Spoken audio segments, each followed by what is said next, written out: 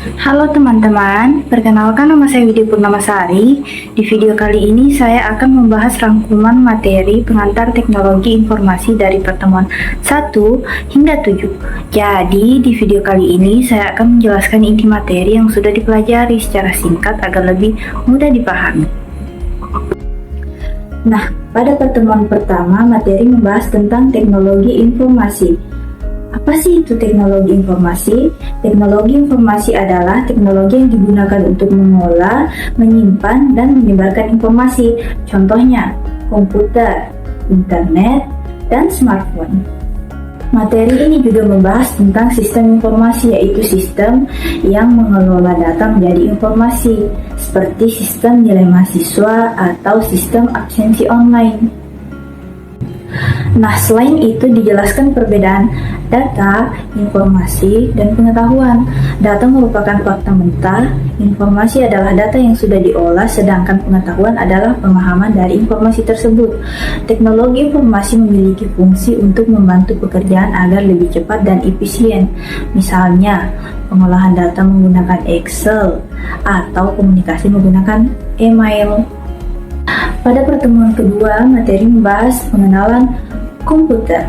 Komputer adalah alat elektronik yang berfungsi mengolah data menjadi informasi, contohnya laptop dan komputer pribadi.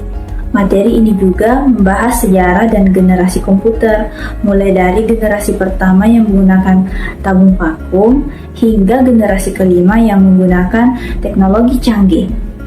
Nah, selain itu teman-teman, komputer juga dibedakan berdasarkan jenis dan penggunaannya seperti komputer pribadi dan superkomputer. Nah, teman-teman, pada pertemuan ketiga kita membahas tentang materi sistem komputer. Sistem komputer merupakan gabungan dari beberapa komponen yang bekerja bersama untuk mengolah data.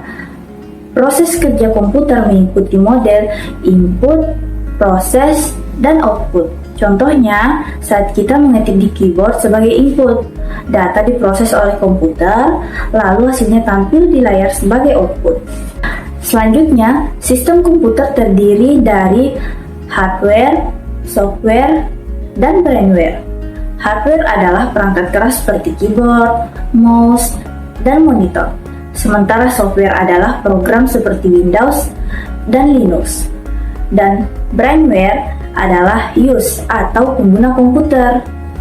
Pada pertemuan keempat, kita membahas tentang perangkat input dan output. Perangkat input digunakan untuk memasukkan data ke komputer, contohnya keyboard dan mouse. Sedangkan perangkat output berfungsi menampilkan hasil pengolahan data seperti monitor dan print.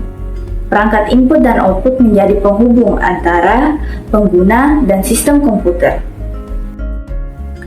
Selanjutnya, saya akan membahas rangkuman materi pertemuan kelima dan keenam. Pada bagian ini, materi pertemuan 5 dan 6 disampaikan dalam satu file, sehingga dirangkum dan dibahas secara bersamaan. Nah, pada pertemuan kelima dan keenam, kita membahas tentang memori dan media penyimpanan. Memori berfungsi untuk menyimpan data dan instruksi yang digunakan oleh komputer. Terdapat beberapa jenis memori, seperti RAM yang bersifat sementara dan ROM yang bersifat permanen. Selain itu, terdapat juga media penyimpanan lain seperti hard disk yang berfungsi menyimpan data secara permanen. Nah, teman-teman, di sini manajemen memori diperlukan agar beberapa program dapat berjalan bersamaan dengan lancar. Nah, pada materi terakhir atau pertemuan ketujuh, materi membahas tentang sistem informasi. Apa sih sistem informasi itu? Sistem informasi ialah perangkat lunak utama yang menghubungkan pengguna dan perangkat keras komputer. Sistem informasi berfungsi mengatur pengguna perangkat keras, menjalankan aplikasi, dan mengelola memori. Proses booting ialah proses saat komputer dinyalakan hingga siap digunakan. Adapun contoh sistem operasi yang sering digunakan antara lain adalah Windows, MacOS, dan Linux. Baik, secara keseluruhan, materi pengantar teknologi informasi dari pertemuan 1 hingga pertemuan 7 saling berkaitan dalam memahami dasar teknologi komputer, mulai dari pengenalan teknologi, komputer, sistem komputer, hingga sistem informasi. Demikian rangkuman materi yang dapat saya sampaikan. Terima kasih.